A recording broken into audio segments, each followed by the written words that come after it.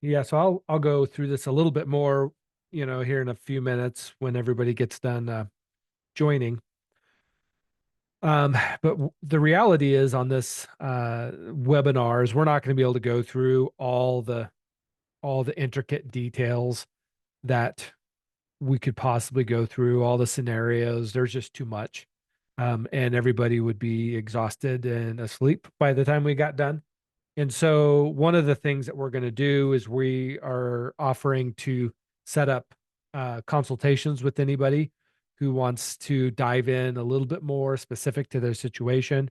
And so in the chat bar below, we're going to be um, adding our calendar link down there. And so everybody can click on that link and reserve a time to just do a little bit more of a one-on-one session and talk through their specific situation, whether it's finance or whether it's moving or different houses that you're looking for, whatever the case is.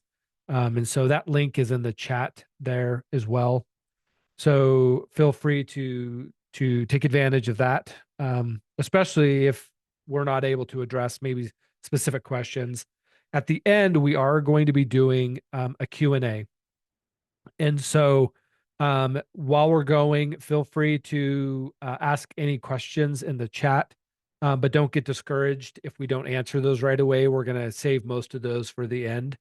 Um, and then if for some reason you're not able to ask the question in the chat, feel free to raise your hand and we can enable your mic. For some reason, the last one, we had a few people that couldn't get the chat to work for them. So yeah, ask your questions in the chat and we'll get to those at the end. But I know everybody's time is important, and so I don't want to belabor this anymore. We'll go ahead and get going. My name is Jamie Eklund. I'm here in Greeley. I'm the owner of P23 Realty. I am also a real estate agent here. And we have James Clifford with Guild Mortgage on as well. And so I'm going to kind of start out the presentation talking more on the real estate agent side. And then James is going to take it from there and talk more specifically on the lender side. So let's go ahead and get going. I'm going to share my screen here. Give me a second.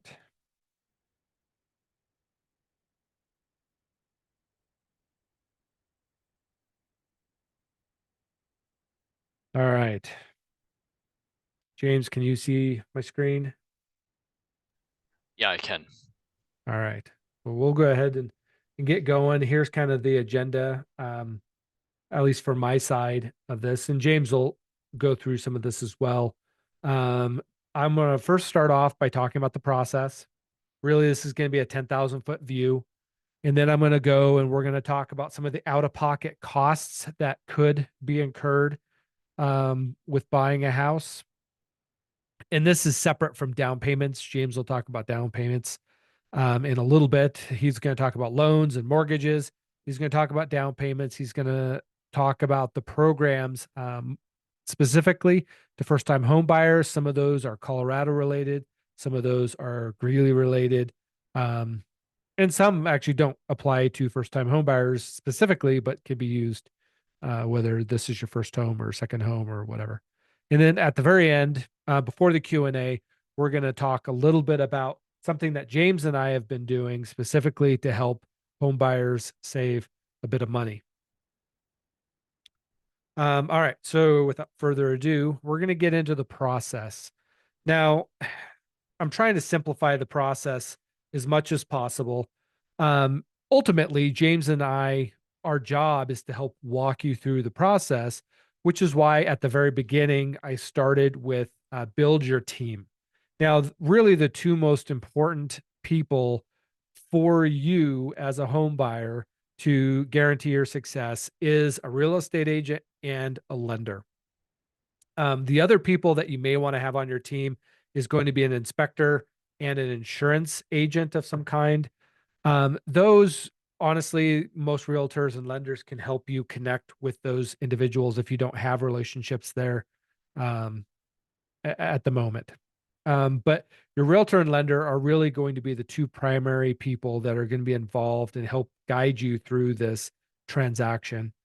Now, a lot of times people will ask me, well, who should I go to first? Should I go to a lender first or should I go to a realtor first? And quite honestly, I mean, I always prefer people come to me first. And James probably prefers people to come to him. I usually tell people if you have a really good real estate agent that you have a good relationship with, go to them first. If you have a really good relationship with a lender, that you trust that person, then go to your lender first. Usually, what will happen if you go to a realtor or go to a lender first, they will usually recommend a lender or a realtor. Um, you don't have to take the recommendation, of course, you can use whoever you want, but a lot of times that realtor and that lender have people like James and we work very closely together.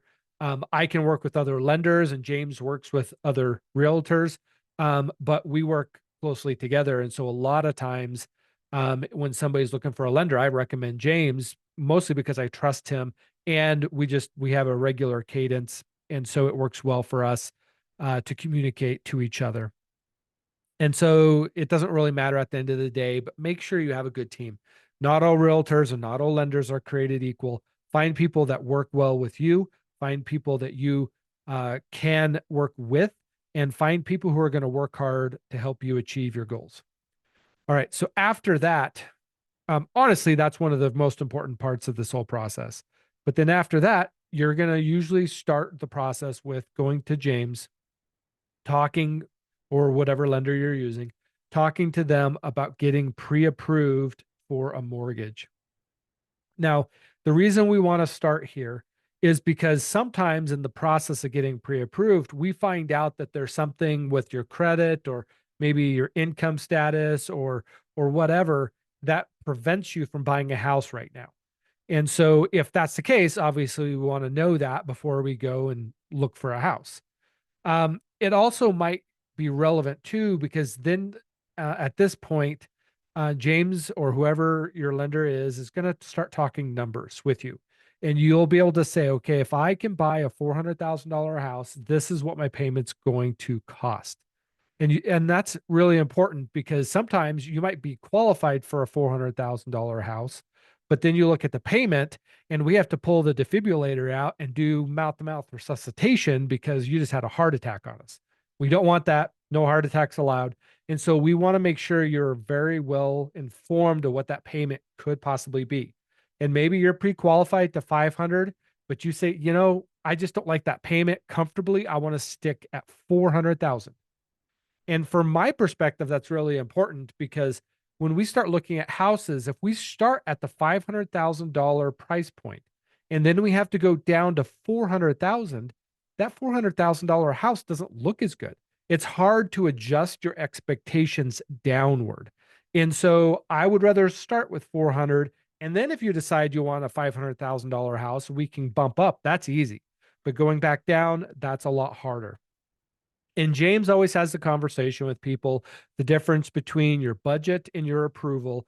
You may be approved for 500,000, but he really wants to make sure that you are comfortable with that payment. Because believe you me, I know from personal experience, when you are so house rich and cash poor, and you're eating ramen noodles as a regular staple diet, it's no fun. So now that we got your pre-approval, we're going to go to finding the right home. Now, when we do this, I usually sit down with my buyers either over the phone or in person, and we talk about what are the things that are important to you. They're going to say, well, I need 3 bedrooms. I want a ranch style house, which means one level, or I want a tri-level or something. I want to be in this city or I want this area. We'll go through all the things that make a wish list for you as a buyer, and we'll start searching for that house. Now, there's lots of places, lots of websites that buyers can use to search for homes. I've got my own system that I can send you houses through that.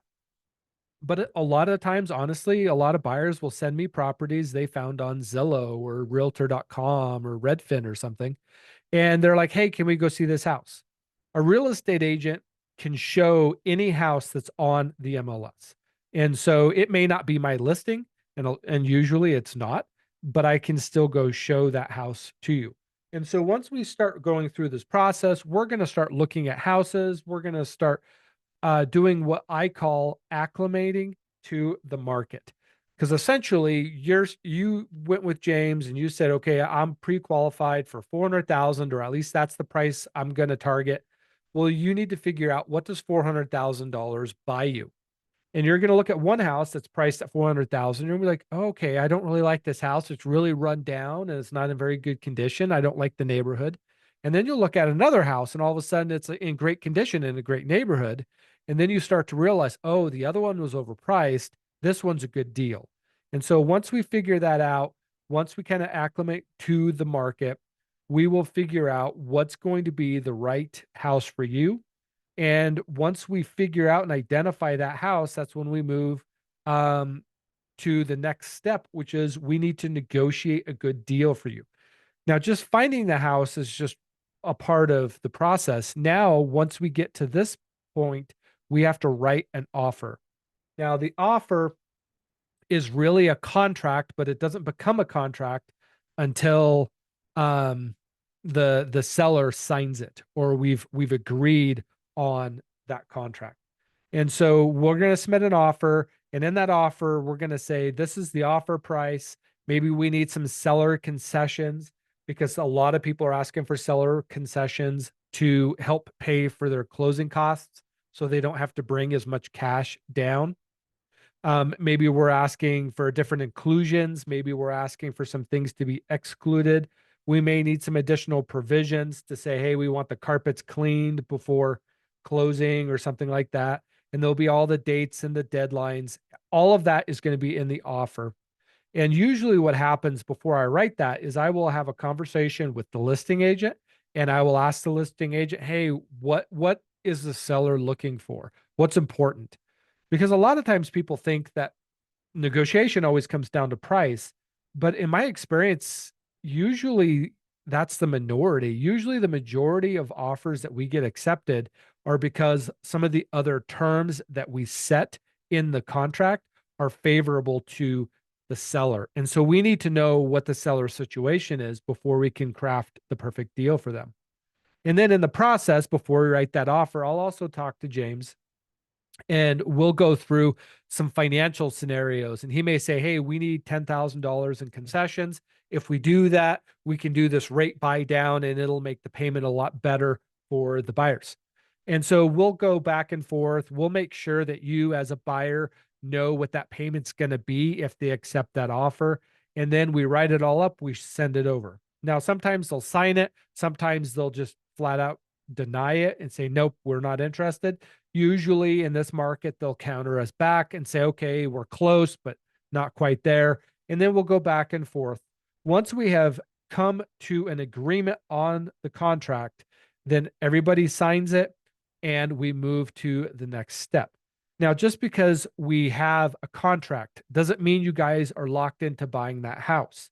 The contract is designed to give you the opportunity to verify that that house is going to be right for you. One of the first things that we have to do is we have to do an inspection on that house.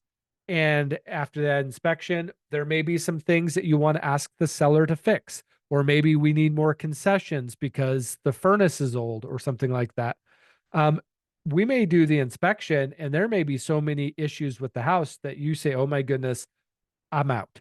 I don't care what the seller does. We're terminating. And if that's the case, we terminate, we go look for another house.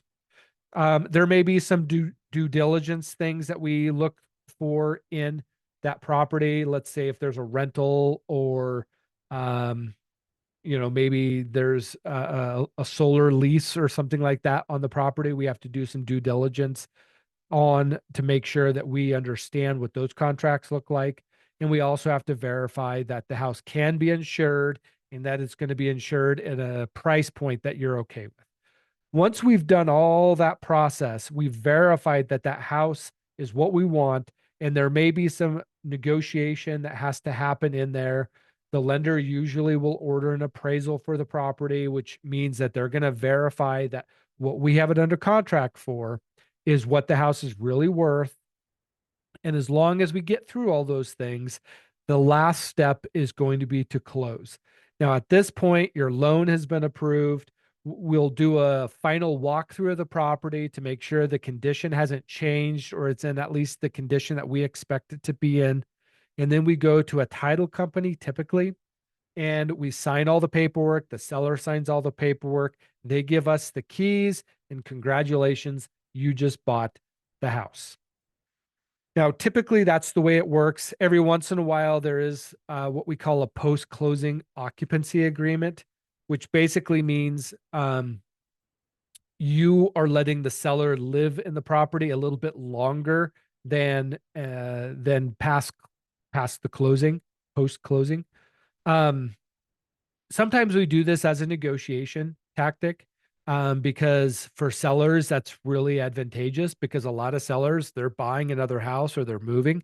And to give them a few extra days after closing to get transitioned is a big bonus. And if you're renting and you've got another couple weeks or month even on your lease, it's not that big of a deal for you. And so sometimes that's a powerful negotiation tactic. But assuming you don't have one of those set up, and again, these are conversations that we would be having, you will get the keys and you can move right in. There's no waiting period after closing.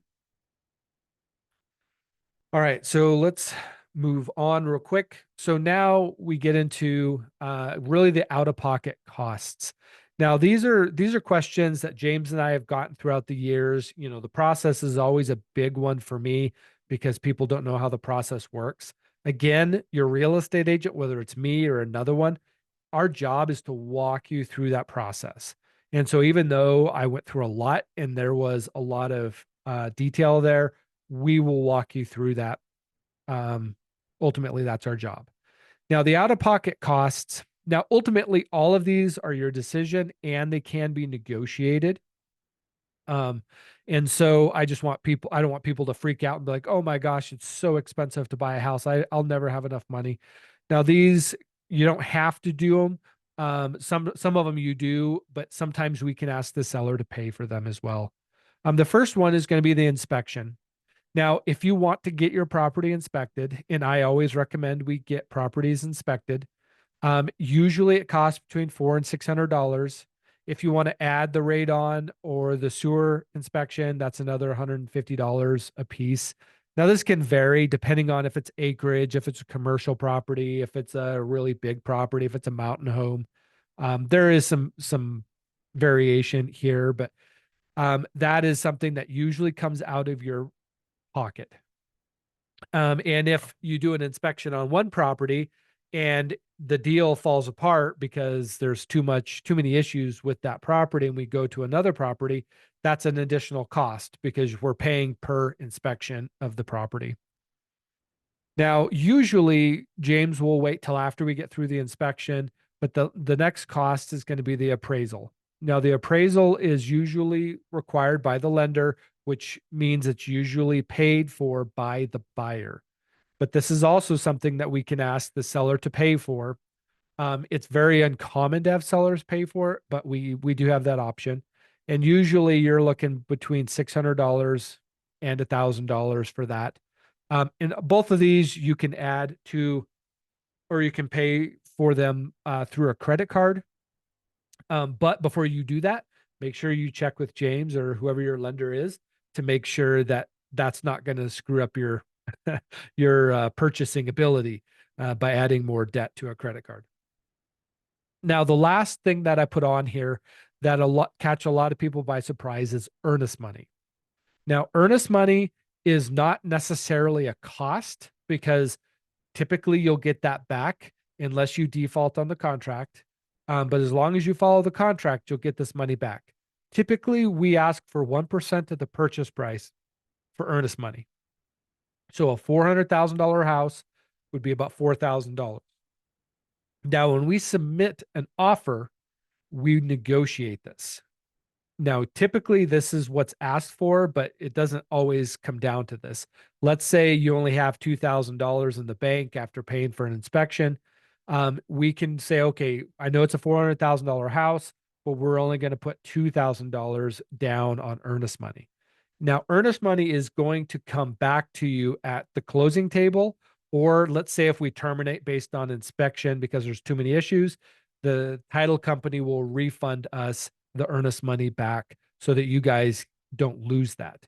If for whatever reason you decide you don't want to buy the house, all of our dates and deadlines have passed, you don't have any outs according to the contract, but you're like, I don't care, I'm just walking away, then you could lose that earnest money.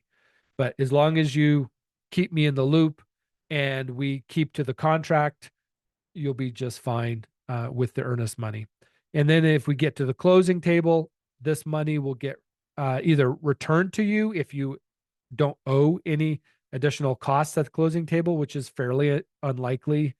Usually, the only times we see that is with like a VA buyer or something. But typically, it will get applied to closing costs or your down payment at closing. And the last thing I kind of want to just mention too, because I've been getting a lot of questions about it. A lot of people have asked me who pays for the buyer's realtor. That's been a big question over the last 12 months. And technically, buyers always pay for the buyer's realtor. However, in our contracts, we ask the seller to pay for it. And I haven't run into a case yet where the seller is absolutely unwilling to pay a buyer's realtor, and the market has slowed down quite a bit. And so that is absolutely a big deal right now where sellers almost always are paying buyers realtors. And so even though you have representation, if I'm your realtor or somebody else is your realtor, that money is getting paid for by the seller. It's coming from the proceeds of that house. And so you don't have to pay for a buyer's agent. All right. So that was a lot. I'm going to turn things over to James, and he's going to start talking more about the lender side of things.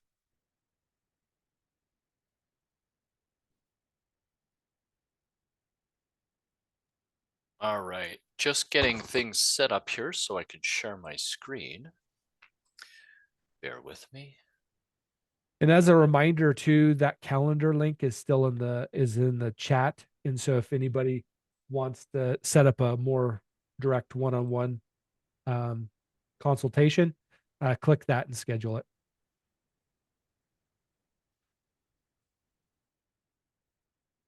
All right, can you see my screen, Jamie? Yep, go for it. Okay, perfect. Now, like Jamie, I'm kind of going through this as a kind of more of a 10,000 foot view. My goal with this is to make sure that you have a good understanding of what the different options might be out there for different mortgage programs, some of the costs that go along with it and whatnot, just to kind of give us a starting point, especially for first-time home buyers. As you can see here on my first slide, there is several different types of programs that are available for people that need a mortgage. We have, conventional, FHA, VA, USDA, jumbo, and then there's some specialty programs that are kind of niche products, whether it's for investors or some retired people or things like that. And with each of these programs, each one of these are designed for certain scenarios. And it's my job as the lender to really help make sure that we're picking the best product for you.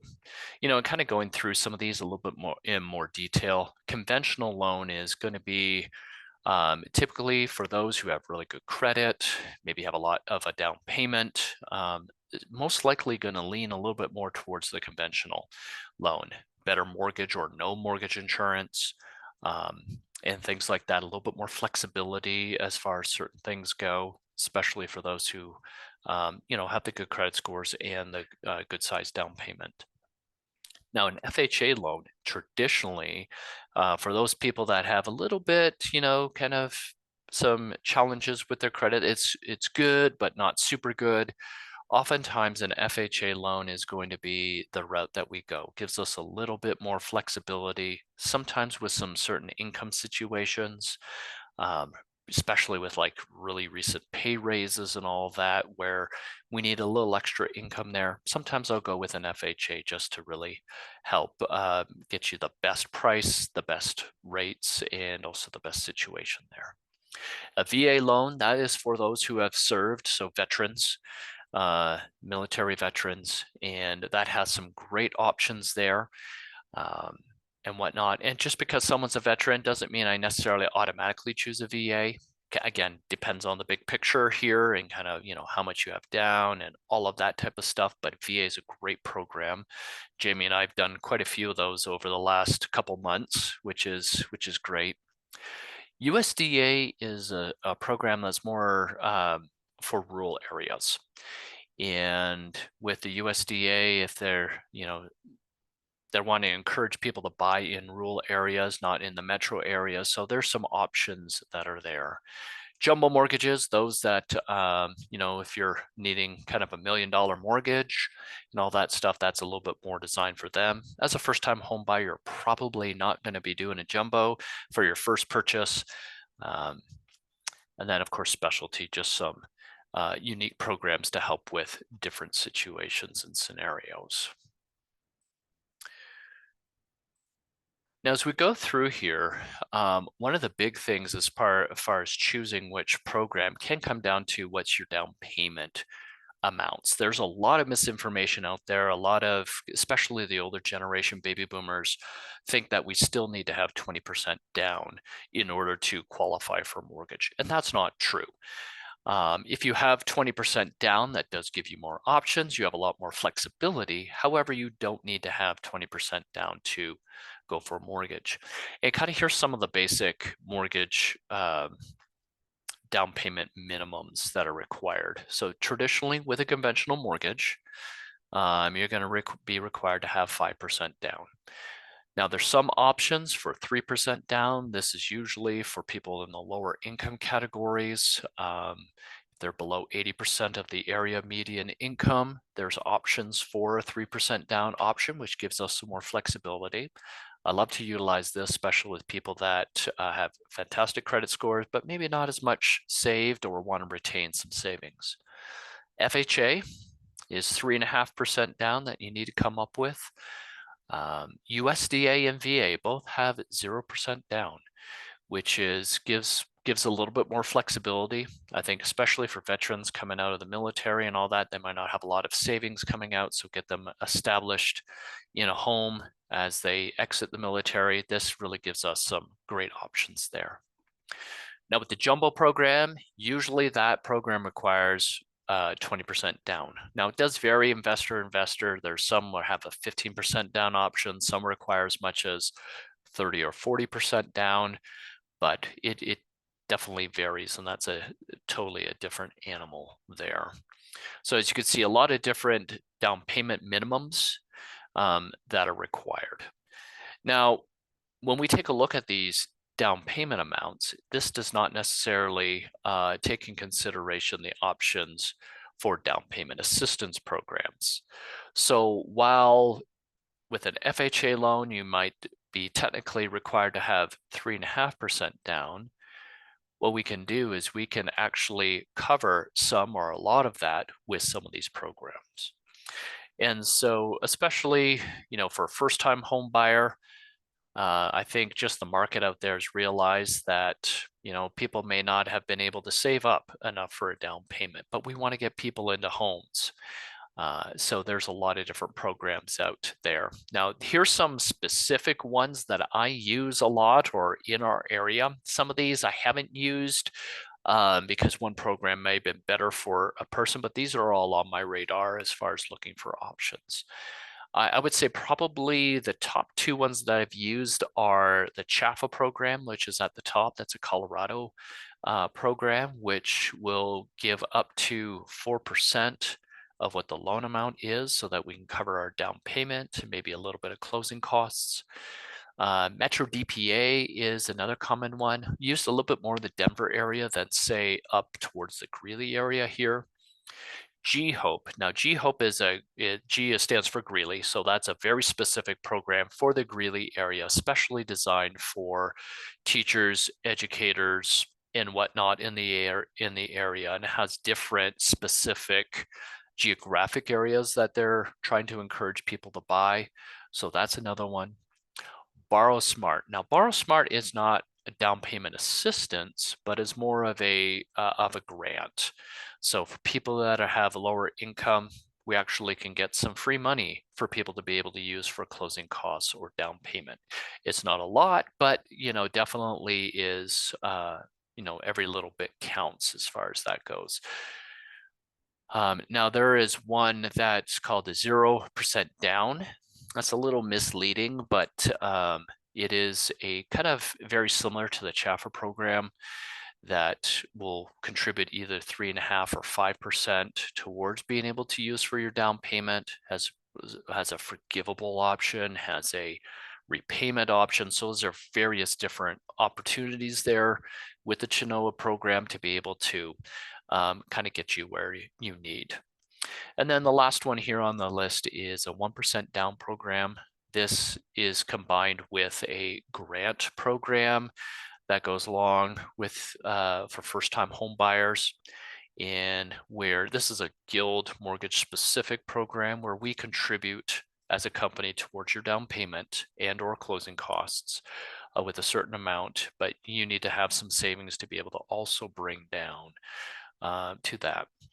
So as you can see, there's various different ways that we can construct a down payment assistance. And it really comes down to what have you been able to do? How much have you been able to save? What are your current needs as far as the bigger picture financially? And we have a lot of different options here to kind of tailor to your unique situation. Now, one thing that kind of sometimes will surprise a lot of people is closing costs. Because when you're taking a look at a mortgage, you have the down payment side, and most people understand down payment. I must bring so much for down payment, but there's also costs that are associated with the loan. And so both of those things need to be taken in consideration. Closing costs include the down payment, like what we've been talking about. Also includes upfront insurance, upfront taxes. When you close on your home, what you do is part of the closing costs includes paying for your homeowner's insurance for 1 whole year, plus 2 months to be able to establish your escrows. And typically with insurance companies, by paying that whole year at a time, you get much better rates than if you pay month to month. So that's included in the closing costs. The upfront property taxes, how much that is depends on kind of where we're at in the calendar year, but that's kind of your portion towards that quarter of property taxes. Now, you will get prorated or a credit for what the previous owners had paid in taxes. So the title company will figure out what that is, but that's also another part of the closing costs. Title fees. Now, traditionally, the title fees are shared between the buyer and the seller. I would say probably about 1/3 is on the buyer and 2/3 are on the seller traditionally. Now, that can be negotiated as part of the contract, but what the title fees does is the title company's main job is to make sure that the contract is closed properly, that the title is registered properly, so there's no future issues or challenges for you. But there's costs that go along with that. So that's part of the closing costs. There are some lender fees that go along with that. Some of those are, the cost to pull credit, the tax certification, the flood certification, a lot of just little costs that go along with that for what we have to order for people to verify certain things. And then there's also the last one, interest rate buy downs. That's a little bit more of an option. Typically what I'm going to do with you as a client, if I'm talking with you, is going, okay, if we add a little bit more to our closing costs, that might be able to afford us a little bit of a lower interest rate. Some programs allow that, some programs don't, especially when we combine that with the down payment assistance, but that could be a potential cost. Now, with closing costs, we can get those covered, except for the down payment. The down payment has to be either down payment assistance or money out of your pocket, but we can get a lot or all of those covered by seller concessions. And what seller concessions are is when we write an offer, we can, say, hey, we want to buy the house at this, but we want you to contribute so many dollars to help cover closing costs. And oftentimes that's a great way to kind of negotiate and make your money go a little bit further. This is kind of one of the things Jamie and I talk a lot about when we're getting ready to make an offer is what do we need in order to make the financial situation best for you as a buyer. So there are some opportunities there. Now, being ready for a mortgage. There are a couple key pillars of being what I call mortgage ready. Typically, and I'm just kind of speaking in generalities here just to kind of point you in the right direction. Typically, you're going to want to have a credit score of 620 or higher. Traditionally, the first-time homebuyer programs require a minimum of 620. Some programs I've been able to get people qualified for less than a 620 credit score, especially if somebody has a lot to put down. But 620 seems to be kind of a low water mark when it comes to credit scores. Employment's a key piece because I have to, as a lender, prove that you can afford to make the mortgage payment. So income stability, your job, what you're bringing in for income is a key component.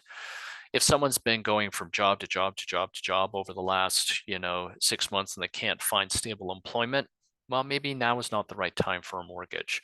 But having that steady employment will not only set you up for success from a budget standpoint, but also will help with the approval process. Savings.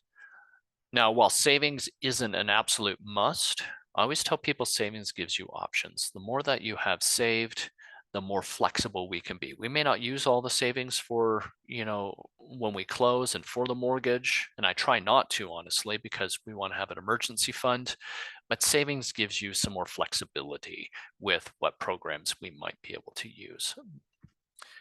So, and of course, as Jamie mentioned previously, I think the most important thing in all of this is your budget, knowing how much you can afford. And what I tell people is the simple truth is if you were to get a 2% mortgage, a mortgage at 2%, but it didn't fit in your budget, that is worse than a 7% mortgage that fits in your budget. At the end of the day, can you afford the payments? If you can, great. Then you're set up for long-term success because we can always fix the interest rate down the road as interest rates come down. However, if you can't afford the mortgage or you're a little bit too tight and cash poor, that is not exactly a recipe for success. So I always tell people, fixate on your budget. Sit down, figure out how much you can afford, make sure you have some buffer room. Inflation is a thing. So make sure you have, if life throws you a little bit of a curveball, you have some opportunity to be able to absorb some of that. That's so very important. And a little pro tip that I like to say here is don't be afraid to meet with a mortgage professional to help you be mortgage ready before you're ready to buy. Because oftentimes, especially as a first-time home buyer, you don't know what you don't know. You don't know where you're standing, or you may have made the wrong assumptions. So don't be afraid to sit down with someone like me and say, hey, I'm thinking 3 months. I'm thinking 6 months out. I want to be ready for when the time comes, especially when you find that perfect home. And what we can do is we can sit down together. We can go through all of these different details. I can give you ideas about how you can put yourself in a better position. Let's just say, for example, your credit score is at 600 instead of 620. I have software that can tell us if you did this or that, then your credit score would go up a little bit higher. And we can have a very specific plan instead of just, hoping and praying that we're going to be ready when we want to buy a home. And also gives us a chance to establish a relationship and whatnot to kind of help coach through some of these things. And I say if it's a 3-month time period, and if I said, hey, if you can save $2,000 more, you'll be able to open up these doors for a program. That's a lot easier to accomplish over 3 to 6 months than if you're trying to scramble and do that last minute. So a lot of different opportunities, a lot of different things that you can do um, to be mortgage ready. Again, don't be afraid to talk with someone like myself to um, to see what options might be there for you. So that's kind of my section, Jamie. So turn it back over to you. Yeah. All right. Thanks, James. All right. So kind of the last part before we get to the Q&A is I just wanted to talk really briefly about something that James and I have been doing a lot more recently. That not all real estate agents, in fact, I don't know of any other real estate agents that are doing it, and very, very few lenders will do this, is we're also trying to help by contributing part of our commissions back to you to help you pay for some of these costs. Because we know, like, we just went through a lot of the costs. James is talking about down payment. Now, we can't contribute to your down payment, but we can help with the closing costs. We can help you buy the interest rates down. We can Mm-hmm. help make a house more affordable. And so this is just something that we're doing. Both of us have been very convicted that buying a house is very expensive. And for first time home buyers, like the people that are on this call, it seems like an unachievable thing sometimes because it is so expensive. And so we want to help contribute some of our paycheck to you guys to try to help reduce some of those costs. All right. So now it's kind of the Q&A time. So if you have questions, just type those in. I don't see any questions here. I do have a few other things that I was going to talk about too. Again, feel free to click that calendar link and sign up for a time slot to have more of that one-on-one consultation. To reiterate, James, you were talking about having people come to you, before they're ready. I feel like that's one of the most important things for first time home buyers, especially. But a Mm-hmm. lot of times people are afraid because they don't understand that part of our job as professionals is to actually educate uh, the people that we work with. And sometimes we want to educate people well before they're ready to go because sometimes they may be thinking a year out, but they need that time to prepare themselves to get some savings, to repair some credit, or even just to prepare themselves to be in a good place to purchase that house, whatever that looks like. And we want to be a part of that process. We want to start educating you. We love answering questions. Mm-hmm. And so a lot of this is just our way of helping people prepare themselves to buy that house. So don't be afraid. Reach out to us. I understand a lot of times people don't want to talk to a sales guy because they're like, well, I will talk to a sales guy when I'm ready to buy. But the reality is this isn't buying a cup of coffee or even buying a car. This is buying a house. And, so don't be afraid to reach out to us well in advance of being ready. Well, and Jamie, I would like to add, oftentimes by us being able to do some education up front and be able to do some coaching before you're ready, when we're actually ready to pull the trigger, then things are so much smoother. So not only do buyers benefit, but also you and I benefit from people being ready. Because honestly, there's two things that I like to say is, we don't know what we don't know oftentimes as a first time home buyer. So that education is important. But also, if we plan and if we have a good roadmap put out that we can execute over a certain time period, we set ourselves up for success. Yeah, no, I 100% agree with you. Now, one of the things I kind of wanted to touch on too, that's a common question, and I'm sure you get this a lot, James. When you're giving people a payment estimate, and you use the term estimate, Mm-hmm. usually it's because what's included in that payment is taxes and insurance. That's part of the closing costs, but that's also going to be a part of their monthly payment as well. And we won't know what the taxes are. We won't know what the insurance is until we have identified the property. We know what the taxes are from that. And we've talked to an insurance guy, and that insurance guy has given us a quote so that we can adjust those things. Mm-hmm. And why that's kind of important in what I'll tell my buyers too, especially if they're looking at other lenders and are like, well, I talked to Wells Fargo and Wells Fargo's giving me this lower payment than James is. I usually ask, well, are they including taxes and insurance in that payment? Yeah, Because sometimes they don't. And it's unfortunate, but you need to make sure you're comparing apples to apples. I've also seen other lenders they'll include like $50 a month for your insurance estimate.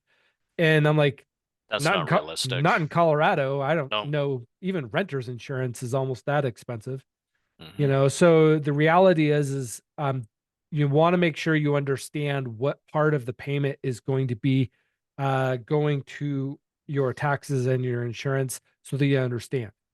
Because the other piece of this that we're seeing a lot of, especially in Greeley and Windsor, Johnstown, some of Fort Collins and some of Loveland, is we're seeing metro tax districts coming out like crazy. Yeah. And so the house may be priced at 450,000, but it may have $6,000 a year for metro tax. And if it does, that's substantially going to increase your monthly payment because that's about 2 to 3 times what you will pay for taxes in a normal um, house, or not normal, but a house without the metro tax district. And so make sure you just understand those things. And it's better to get payment information from a lender like James. There's a lot of mortgage calculators out there, like Zillow will have one. And almost explicitly, when I see people do that, the payments there is always lower typically than what a lender will give. And so use your lender in that regard. You have anything else to say about that, James? Yeah, just a couple things with those calculators. There's some assumptions that are embedded in the calculator, so that's why it's different. And there are a lot of the different ways they calculate the insurance, taxes, etc., mortgage insurance aren't exactly accurate. It does assume 20% down typically, so that's part of why there's a disconnect between what a lender might give and what they have on that system. Secondly, when I give estimates on what payments are, I typically estimate a little, I try to estimate on the high side of taxes and insurance because it's my goal to be able to say, okay, worst case scenario, here's what your payments are. So hopefully we can make it better as we get good insurance quotes and all that. I hate for someone to go in there and go, okay, I think my payments are, and then we get our insurance quote and it's going to be, oh, it's higher. Now I'm out of beyond my budget, and that's not the experience that we want to give. So usually I try to talk people through that, but just I think that's a smarter way of doing it, uh, as far as just making sure to set the payment expectations. Yeah, makes sense. Now another common question that I get from people, probably the most common question that I get from everybody, not just first time homebuyers, is what is the market doing? A lot of people Mm, want to know what the market's doing. And I always tell people, like, when you read stuff on Facebook and through the media sources, whatever that source is, usually they're talking nationally. But unless you're buying houses all over the nation, you probably don't care. You care what is the market doing in Greeley, Colorado. And it may not be the same. In fact, a lot of times it's different. mhm. What I am seeing right now is I'm seeing a little bit of a golden opportunity for buyers because we have a lot of inventory. A lot of people have put their house on the market. In fact, we have more inventory right now than we've seen probably in the last 5 to 7 years. And so we have a lot of houses on the market and they are taking longer to sell. Now, during COVID and a few years after, like houses were flying off the market at an insane rate. Like we would get offers within hours of putting the house on the market. That wasn't a healthy market. We're not there today. But because we were in such a fast paced market, now sometimes it's taking 30 to 60 days to get an offer on a house. And sellers are kind of freaking out about that. That's still historically not that slow of a market, but it feels really slow to them. And so we are getting offers for well under asking price accepted. We're asking for a lot of concessions and those are coming back. I mean, James and we just got an offer accepted for 10,000 under asking that was contingent on another house selling, which almost inevitably you can't get those accepted under asking, but we're getting those accepted. And what I'm trying to say is there is some good opportunities out there for home buyers right now. Um, Interest rates are still a little bit on the high side from what we really would like to see. We would like to see them within the fives, if not lower. And right now they're in the sixes. And so we would like to see them come down. Just recently, there was a lot of talk about the Feds potentially lowering rates in September. And so we saw the stock market and the bond market both adjusting for those things.